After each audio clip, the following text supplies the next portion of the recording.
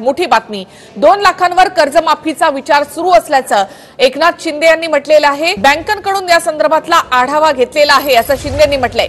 संपूर्ण कर्जमाफीचा विचार। राज्यातील शेतकऱ्यांसाठी आज दिवसभराच्या सकाळच्या ठळक व झटपट बातम्या। शेतकऱ्यांसाठी अतिशय महत्त्वपूर्ण अपडेट आलेले आहे, त्यामुळे व्हिडिओला शेवटपर्यंत बघा।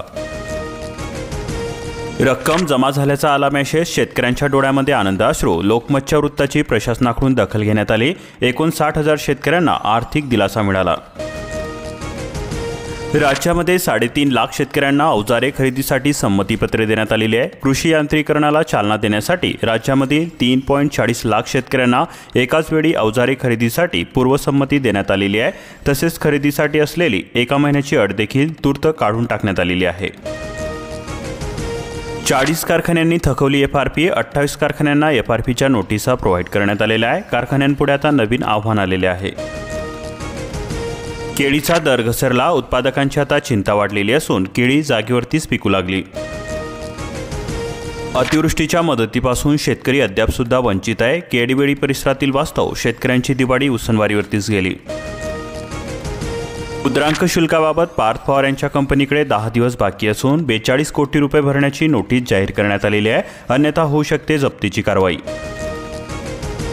रब्बीच्या पेरणीला सुरुवात झालेली असून हेक्टरी 10,000 रुपयांच्या मदतीचा आधार कधी मिळणार? 323 कोटी रुपयांची मदत मंजूर करण्यात आलेली आहे।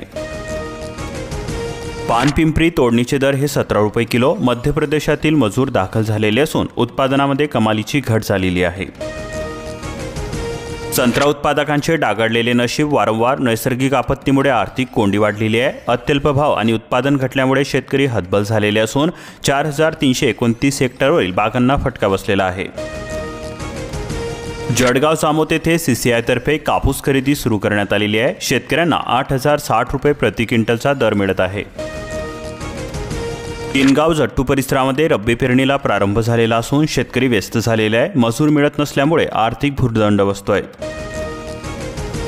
रब्बी पेरणीसाठी 2.96 लाख शेतकऱ्यांना 275 कोटी रुपयांची मदत जाहीर करण्यात आलेली आहे। वाशिम जिल्ह्यामध्ये हेक्टरी 10,000 रुपये प्रमाणे अनुदान मिळणार।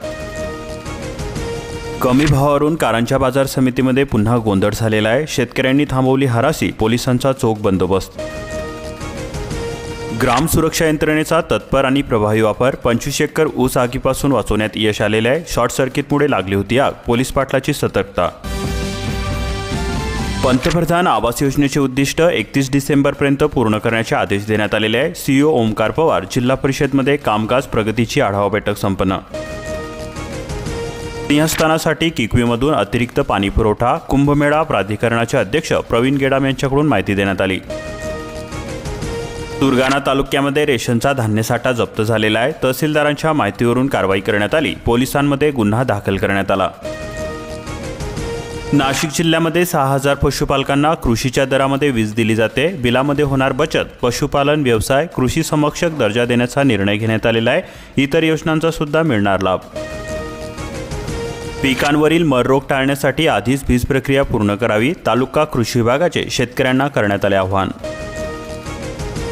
आता छतावरती सौर ऊर्जा प्रकल्प। 25 वर्षांपर्यंत मोफत वीज मिळणार। केंद्र राज्य शासनाच्या अनुदानामुळे लाभार्थ्यांना भरावी लागेल कमी रक्कम। अतिवृष्टीची रक्कम खात्यामध्ये जमा होणार, पण बँकांनी थकबाकीदारांचे पैसे ठेवले रोखून। महाराष्ट्र ग्रामीण बँक व जिल्हा बँकेतील प्रकार। बँकेमधून काढलेले 2.5 लाख रुपये भरदिवसा हिसकावले। गेवराईमधील घटना। स्फोट बाईकवरून आलेल्या दोघांनी केली लूट। अतिवृष्टीने जमीन पूर्ण खरडून गेल्या। 28,000 शेतकऱ्यांसाठी 19 कोटी रुपयांची रक्कम द्या। बीड जिल्हाधिकाऱ्यांनी आयुक्तांना दिला प्रस्ताव। वाळूसाठी बांधकाम नाही थांबणार। कृत्रिम वाळूचे प्रकल्प दुप्पट होणार। वाळू धोरणामध्ये सुधारणा करण्यात आलेली आहे। जिल्हास्तरीय मर्यादा 100 युनिटपर्यंत नेण्याचा जिल्हाधिकाऱ्यांना अधिकार। मुलं शिकणार। हिंगोली जिल्ह्यामध्ये 30 अंगणवाड्या स्मार्ट होणार। आदर्श अंगणवाडी एकात्मिक बालविकास सेवा योजनेचा निर्णय। तुरीचे दर हे वाढलेले असून यांत्रिक शेतीचे शेतकऱ्यांसाठी तारक आहे। आधुनिक यंत्रांमुळे पैशांची मोठी बचत होते। तुकापुरी मंडळामध्ये बिबट्या। कामे करताना दक्षता घ्या। जिल्हाधिकाऱ्यांचे मोठे आव्हान। वन विभागाच्या पथकाकडून परिसरामध्ये पाहणी करण्यात आली। अंबड तालुक्यामध्ये अतिवृष्टी बाधित शेतकऱ्यांना मदत वाटप प्रक्रियेला गती आलेली असून तहसील विभागाचे आव्हान। सोयाबीनचा दर हा प्रति क्विंटल 60 रुपयांनी उतरलेला आहे। मूग उडदाची आवक वाढलेली असून दर मात्र घसरले। नांदेड जिल्ह्यामध्ये 33 केंद्रांवरती हमी भावाने सोयाबीनची खरेदी केली जाते। नोंदणी प्रक्रियेला सुरुवात झालेली असून शेतकऱ्यांना मिळणार आधार। शेतकऱ्यांनो, रब्बीचा तुम्ही विमा भरला काय? 15 डिसेंबर ही शेवटची तारीख असून नांदेड जिल्ह्यामध्ये आतापर्यंत 724 जणांचे अर्ज दाखल झाले। परभणी जिल्ह्यामध्ये 2700 क्विंटल हरभरा बियाणे शेतकऱ्यांना अनुदानावरती वितरित करण्यात आलेले आहे। आता तहसीलच्या चक्रा थांबणार, 7 दिवसांमध्ये मिळेल शेतरस्ता, खेटे मारण्याची गरज भासणार नाही, प्रकरण तातडीने निकाली काढणार। रोजगार हमी योजनेमध्ये वैयक्तिक कामावरती 2 लाख रुपयांची लिमिट, शेतकऱ्यांमध्ये नाराजी व्यक्त करण्यात आली। केंद्र शासनाचे बंधन, 2 लाखामध्ये विहिरीचे खोदकाम करायचे तरी कसे? अमरावती जिल्ह्यामध्ये नाफेडसाठी 10 दिवसांमध्ये 7000 शेतकऱ्यांची नोंदणी करण्यात आली। जिल्ह्यामधील खरेदी केंद्र खलदरा परिसरामध्ये अबब एकाच कुटुंबामधील 11 सदस्यांना गोठा आणि घरकुल तसेच परसबाग व विहीर बांबू लागवडीचा लाभ देण्यात आला। योजना ही कागदोपत्री रक्कम लाटलेली असून मगरारोहेचा भ्रष्टाचार, सीईओकडे तक्रार दाखल करण्यात आली। अमरावती जिल्ह्यामध्ये अतिवृष्टी बाधितांना 745 कोटी रुपये उपलब्ध, वितरित झाले 143 कोटी रुपये। सततचा पाऊस, अतिवृष्टीचे नुकसान, वाढीव निकषाचे शासनाने मदत जाहीर। सांगा साहेब, घरकुल दिले पण रेती देणार कोण? रेती अभावी बांधकाम ठप्प झालेले असून पालांदूर परिसरामध्ये शासनाचे अनुदानही मिळते तटपुंजे। असोला मेंढा प्रकल्प अजूनही अपूर्ण आहे। शेतकऱ्यांची दुबार पिकांसाठी पाण्याच्या प्रतीक्षेमध्ये धावपळ सुरू आहे। तांत्रिक अडचण, पिकांना पाणी द्यायचे तरी कसे? कामगारांना कामावरती ठेवल्यास 2 वर्षाचा कारावास भोगावा लागणार, 50,000 रुपयांपर्यंत दंड सुद्धा पडणार। चंद्रपूर प्रशासनाचा कठोर इशारा। शेती कुंपणासाठी तारेची जाळी, 85% अनुदान मिळणार। कृषी विभागाची योजना, अर्ज भरण्यास आता सुरुवात झालेली आहे। गोंदिया जिल्ह्यातील 8468 शिक्षक देणार महाटेट परीक्षा, जिल्हाधिकाऱ्यांनी घेतला आढावा, पारदर्शकपणे परीक्षा पार पाडा। गोंदिया जिल्ह्यातील 2,33,000 शेतकऱ्यांना फार्मर आयडी मिळणार। 23,000 शेतकरी अद्याप सुद्धा शिल्लक असून शासकीय योजनांपासून राहावे लागते वंचित। पांढऱ्या सोन्याला मिळतोय मातीमोल भाव, कापूस उत्पादक झाले हवालदिल, सरकारी कापूस खरेदी केंद्र त्वरित सुरू करा। आर्वी परिसरातील शेतकऱ्यांकडून होते मागणी। सोन्याच्या दरामध्ये 2000 रुपयांची वाढ झालेली असून आंतरराष्ट्रीय बाजारातील चढउताराचा परिणाम होतोय। चांदीचे दर हे 1.5 लाखांवरती कायम आहे। संघटनांचा रेटा वाढला, उजदराचा काटा, एफआरपीसह 100 रुपये घेण्यास यश आले। काटामारी, रिकव्हरी, चोरीच्या मुद्द्यावरती शेतकरी आता आक्रमक झाले। ऊसाला 3500 रुपये दरावरती शेतकरी ठाम असून बागलकोट जिल्ह्यामध्ये शेतकरी बैठकीमधून बाहेर। सर्व शेतकऱ्यांना आता नमो किसान योजनेचा लाभ मिळावा असे कुडकर यांच्याकडून मागणी करण्यात आलेली आहे। बेदाण्याला सांगलीमध्ये उच्चांकी 425 रुपये दर मिळाला। दिवाळीनंतर किलोला 25 ते 30 रुपयांची वाढ झालेली असून आवक मात्र घटलेली आहे। 10 व्यापाऱ्यांवरती बेदाणा सौद्यामध्ये बंदी। 1.5 एकरामध्ये शिमला मिरचीचे 20 लाख रुपयांचे उत्पन्न, बनगरवाडीमधील शेतकऱ्यांची मोठी झेप, आणखी 4 लाख रुपये मिळण्याचा अंदाज व्यक्त केला जातोय। हतनूरमध्ये मुबलक पाणी साठा, यंदा उजव्या कालव्यामधून 4 आवर्तने मिळण्याची शक्यता वर्तवली जाते। रब्बीसाठी मिळणार पुरेसे पाणी। यंदा सीसीआयच्या अटीस फार असून कापूस देणारे शेतकरी बेजार झाले। शहाद्यामधील सीआयचे कापूस खरेदी केंद्र सुरू करण्यात आले। नंदुरबारमधील केंद्रामध्ये 14 नोव्हेंबरपासून प्रारंभ झाला। पहिला प्रति किलो 8 रुपये 11 पैशांचा दर, शेतकरी व्यापाऱ्यांच्या बैठकीतील तोडगा। शहादा येथे झालेल्या बैठकीमध्ये घेतला गेला निर्णय। छत्रपती संभाजीनगर जिल्ह्यामध्ये 1,87,000 वीज ग्राहकांना 75 लाख रुपयांची मिळाली सवलत। घरगुती ग्राहकांना टाइम ऑफ डे सवलत लागू।